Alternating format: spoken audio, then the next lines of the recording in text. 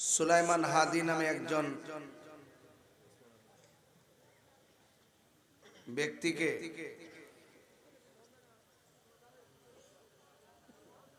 প্রকাশ্যে দিনে দুপুরে গুলি করেছে। সেই সংকট অবস্থায় হসপিটালে মৃত্যুর সঙ্গে পাঞ্জা লড়ছে। আরে ভাই, আপনার সাথে আমার রাজনৈতিক দূরত্ব থাকতে পারে, ব্যক্তিগত মতাদর্শের ভিন্নতা থাকতে পারে, তাই বলি কি একজন মানুষকে মেরে ফেলার জন্য গুলি করা যাবে?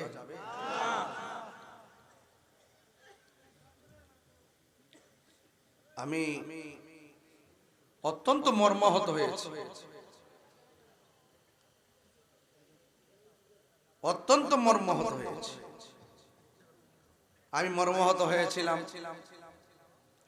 পুবাইলের মসজিদের ইমাম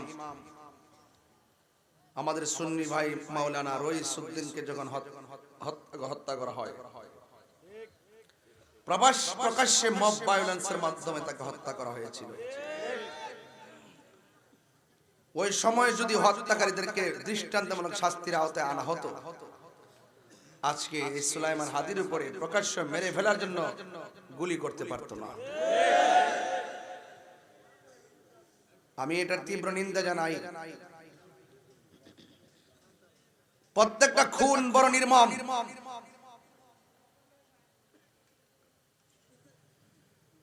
যে তাণ্ডব লীলা বাংলাদেশে চলছে, এটা খুনের রাজ্যে পরিণত হতে চলছে। কথা বলেন ঠিক না বেঠিক? আরেকটা প্রবলেম হলো, যখনই কেউ কোনো অন্যায় করে ঠাস করে ধারণা করে একটা রাজনীতির ট্যাগ দিয়ে তার উপরে দোষ ফালাই দেয়, তখন প্রকৃত আসামিরা তারা ধরাছোঁয়ার বাইরে চলে যায়। ঠিক কিনা বলে?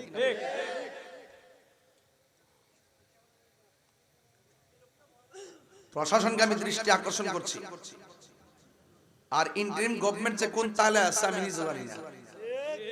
মানুষ মন গায়ে লাগে না, দেশ গেলে গায়ে লাগে না, সারা দুনিয়ার গাড়ি ঘোড়া ভাঙ্গে আগুন লাগাইলে তাদের গায়ে লাগে না। এইভাবে কি দেশ চলতে পারে? মতাদর্শের ভিন্নতা হলেই কি গুলি করতে হবে? মতাদর্শের ভিন্নতা হলেই কি তাকে মেরে ফেলতে হবে? প্রত্যেকটা মানুষ অনিরাপদে ভুগতেছে, প্রত্যেকটা মানুষ নিরাপত্তাহীনতায় ভুগতেছে। প্রশাসনকে বলবো, আপনারা ঘুরে দাঁড়ান। আপনারা প্রশাসনকে যে যাই বলুক না কেন, আপনারা যে নিরুপায় সেটা আমরা বুঝি। যারাই ক্ষমতার মস্তদে বসে তাদের ইশারায় আপনাদেরকে চলতে হয়।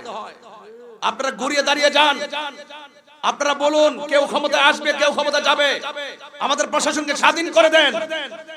যারা এই সমস্ত ন্যাক্কারজনক ঘটনা ঘটবে, কোন ইশারায়, কোন লবিং এ, কোন তদবিরে ওই সমস্ত অপরাধীরা বেঁচে থাকতে পারবে না, অপরাধীরা পালায়ে থাকতে পারবে না। কথা বলেন ঠিক না বেঠে? যদি আইনের প্রয়োগ না হয়, আজকে আমাকে, কালকে আরেকজনকে, কথা বলেন ঠিক কিনা?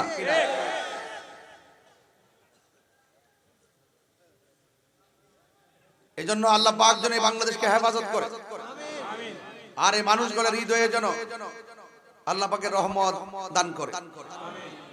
ভাইরা আমার,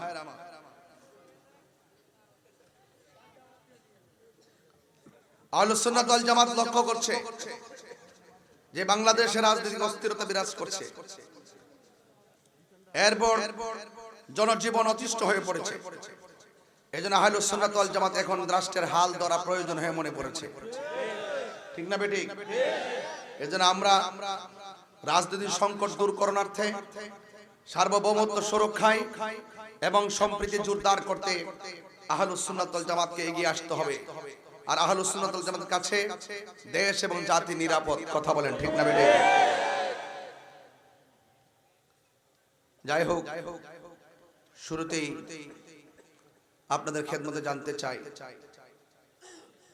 আল্লাহর হাবিব সাল্লাল্লাহু আলাইহি সাল্লামের মর্যাদা বাড়িয়েছেন কে? নবীর পক্ষে থাকলে শান মান কি বাড়ে না কমে? রাত্র প্রায় 11টার উপরে আমি মাহফিল যখন রেখেছি তখনই বলেছি আমি 11টায় আসবো। আমার কিন্তু কোনো কমিটমেন্ট যা করি তাই করার চেষ্টা করি। আগামীকাল দিনের বেলা কোথায় যাবো জানেন? নীলফামারী হেলিকপ্টারে। রাত্রে কোথায় মাহফিল করবো জানেন? আপনাদের কুমিল্লা। এরপরে কোথায় করবো জানেন? বরিশাল। ওই নীলফামারী আবার আইসা কুমিল্লা বরিশাল দুইটা।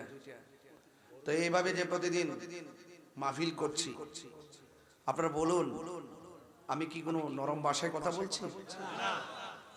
আপনি কি মনে করেন যে অন্য জায়গায় গেলে কি আমি মিলাদ কিয়াম ছেড়ে দিব? বহুত মানুষ আছে যেখানে যায় যে যায় এই রং ধরে, আছে না নাই? মুনাফিক কি মুনাফিক? এই মুনাফিকদের সাথে আহলুস সুন্নাত ওয়াল জামাতের কোনো সম্পর্ক?